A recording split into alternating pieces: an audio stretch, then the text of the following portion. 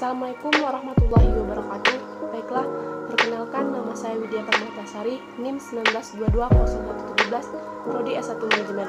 Di sini saya akan membacakan dan memaparkan beberapa materi sumber daya manusia dengan dosen pengampu Bapak Muhammad Endra SEMM. Materi pertama yaitu ruang lingkup MSDM. Sebelum kita mengenal lebih jauh ruang lingkup manajemen, kita harus mengetahui latar belakangnya. Latar belakangnya, sumber daya manusia merupakan aset yang paling berharga dalam perusahaan. Tanpa manusia, maka sumber daya perusahaan tidak akan dapat menghasilkan laba atau menambah nilainya sendiri. Pengertian manajemen menurut para ahli, yang pertama, George R. Terry dalam bukunya Principles of Management mendefinisikan bahwa manajemen adalah proses pencapaian tujuan yang telah ditentukan sebelumnya melalui kegiatan dilakukan oleh orang lain. Yang kedua, Harold Conrad dan S. O'Donnell dalam bukunya Principles of Management Analysis of Managerial Function mengatakan bahwa manajemen adalah upaya pencapaian tujuan organisasi melalui kegiatan orang lain. Jika dilihat dari definisinya, manajemen sumber daya manusia adalah suatu proses perencanaan, pengorganisasian, pengarahan, dan pengendalian terhadap kegiatan, pengadaan, pengembangan, pemberian kompetensial, pemeliharaan, dan pemberhentian sumber daya manusia agar tercapai berbagai tujuan individu, organisasi, dan masyarakat. Ruang lingkup manajemen sumber daya manusia. Ruang lingkup MSDM sangat luas. Ini mencakup sebuah kegiatan dalam kehidupan kerja seseorang karyawan. Berdasarkan definisi di atas, sebenarnya dapat kita tarik kesimpulan mengenai ruang lingkup manajemen sumber daya manusia menjadi suatu proses sistematik untuk membawa perubahan yang diinginkan dalam perilaku karya. Manajemen sumber daya manusia dengan manajemen personalia jelas terdapat perbedaan dalam ruang lingkup dan tingkatnya. MSDM mencakup permasalahan yang berkaitan dengan pengembangan, penggunaan, dan perlindungan sumber dayanya manusia. Sedangkan manajemen personalia lebih banyak berkaitan sumber dayanya manusia yang sudah berada dalam organisasi atau perusahaan. Materi selanjutnya, pengertian perencanaan SDM. Sumber daya manusia adalah kemampuan terpadu dari daya pikir dan daya fisik yang dimiliki individu, perilaku dan sifatnya, ditentukan oleh keturunan dan lingkungannya. Sedangkan prestasi kerjanya dimotivasi oleh keinginan untuk memenuhi kepuasannya. Syarat-syarat SDM. Yang pertama, harus memenuhi secara jelas masalah yang akan direncanakannya. Yang kedua, harus mampu mengumpulkan dan menganalisis informasi tentang SDM. Proses perencanaan SDM.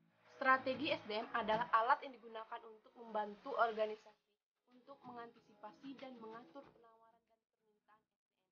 Strategi SDM ini memberikan arah secara keseluruhan mengenai bagaimana kegiatan SDM akan dikembangkan dan dikelola. Materi selanjutnya analisis. Analisis pekerjaan ini akan menghasilkan suatu daftar uraian pekerjaan pernyataan tertulis mengenai kewajiban-kewajiban pekerjaan dan bisa juga mencakup standar kualifikasi yang merinci pendidikan dan pengalaman minimal yang diperlukan bagi seseorang pekerja untuk melaksanakan kewajiban-kewajiban dari kedudukannya secara memuaskan. Di sini ada yang dinamakan dengan tujuan analisis pekerjaan. Yang pertama, job description, berisi informasi identifikasi, riwayat atau kewajiban-kewajiban, pertanggungjawaban dan spesifikasi atau standar-standar pekerjaan. Yang kedua, job classification, pengkelompokan, pengkelasan, dan jenis-jenis pekerjaan berdasarkan rencana sistematika tertentu. Yang ketiga ada dinamakan dengan job evaluation, merupakan prosedur klasifikasi pekerjaan berdasarkan kegunaan di dalam organisasi dan dalam pasar tenaga kerja luar yang terkait. Pengertian penarikan tenaga kerja. Penarikan atau rekrutmen adalah proses pencarian dan penyikat para calon-calon karyawan melamar yang mampu untuk melamar sebagai karyawan. Aktivitas penarikan dimulai pada saat calon mulai dicari dan berakhir pada saat lamaran mereka diserahkan. Selanjutnya, seleksi tenaga kerja. Pengertian seleksi atau selection adalah proses pemilihan dari sekelompok pelamar orang atau orang-orang yang memenuhi kriteria seleksi untuk meningkatkan untuk peringkat yang tersedia. Tujuan seleksi yang pertama, menjamin perusahaan memiliki karyawan yang tepat untuk suatu jabatan atau pekerjaan. Yang kedua, memastikan keuntungan investasi SDM perusahaan.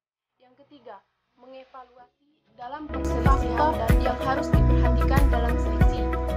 Kondisi penawaran tenaga kerja, faktor eksternal organisasi, perangkat organisasi seleksi.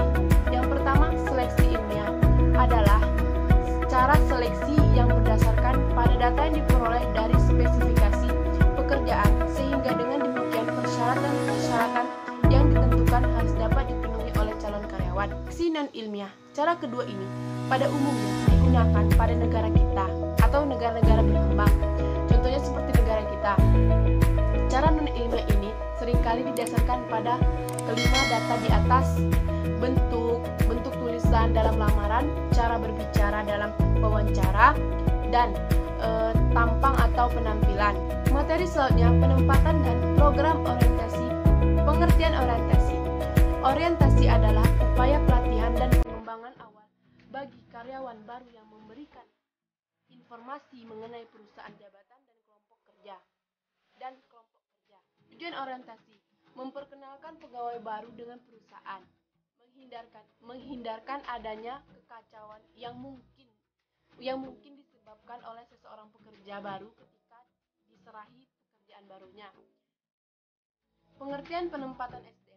Penempatan merupakan penugasan kembali dari seseorang karyawan pada sebuah pekerjaan baru. Kebanyakan keputusan penempatan dibuat oleh manajemen lini. Materi selanjutnya, pemutusan hubungan kerja atau PHK. Pemutusan hubungan kerja atau PHK adalah pengakhiran hubungan kerja antara perusahaan dengan pekerjaan yang terjadi karena sebagai sebab. Penyebab terjadi pemutusan hubungan kerja atau PHK. Yang pertama, adanya beberapa alasan penyebab terjadinya pemutusan hubungan kerja, yaitu: yang pertama, alasan perjanjian kerja waktu tertentu atau PKWT. Pekerjaan melakukan kesalahan berat, pekerjaan melanggar perjanjian kerja, kompensasi bagi pekerja yang di PHK. Yang pertama, uang pasongan, uang penghargaan. Yang pertama, uang pasongan, uang penghargaan, masa kerja atau UPMK, uang ganti rugi. Materi selanjutnya, pengembangan tenaga kerja dan kompensasi. Pertama, pengertian kompensasi. Kompensasi merupakan salah satu fungsi yang penting dalam manajemen sumber daya manusia, karena kompensasi bukan salah satu aspek yang paling sensitif di dalam hubungan. Tujuan pemberian kompensasi. Tujuan kompensasi adalah untuk membantu organisasi mencapai keberhasilan strategis sambil memastikan keadilan internal dan eksternal. Internal equity atau keadilan internal memastikan prestasi, hasil yang telah dicapai dari suatu usaha yang telah dikerjakan dan diciptakan, baik secara individual atau kelompok. Motivasi merupakan salah satu bidang yang menarik untuk motivasi merupakan konsep yang digunakan untuk menjelaskan dorongan yang timbul dalam diri kita. Kepuasan kerja karyawan tidaklah timbul dari hanya sekedar melakukan suatu pekerjaan saja, akan tetapi juga dengan beberapa indikator lainnya, seperti hubungan dengan rekan kerja yang lain, upah dan gaji, promosi jabatan. Beberapa penyebab stres kerja yang pertama, kebisingan, kelelahan, beban kerja, dan pergeseran kerja. Faktor perubahan organisasi. Yang pertama, faktor ekstern adalah penyebab perubahan yang berasal dari luar atau sering disebut lingkungan organisasi, yang bersifat responsif terhadap perubahan yang terjadi di lingkungan. Yang kedua, faktor intern adalah penyebab perubahan yang berasal dari dalam organisasi yang bersangkutan, yang dapat berasal dari berbagai sumber. Materi selanjutnya.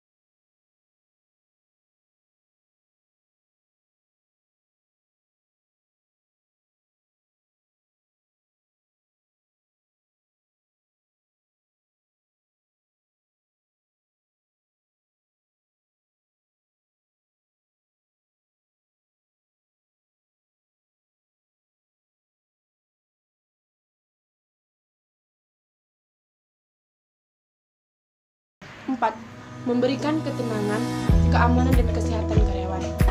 Ada beberapa metode pemeliharaan. Yang pertama, komunikasi. Yang kedua, intensif. Yang ketiga, kesejahteraan. Dan yang keempat, keselamatan dan kesehatan kerja.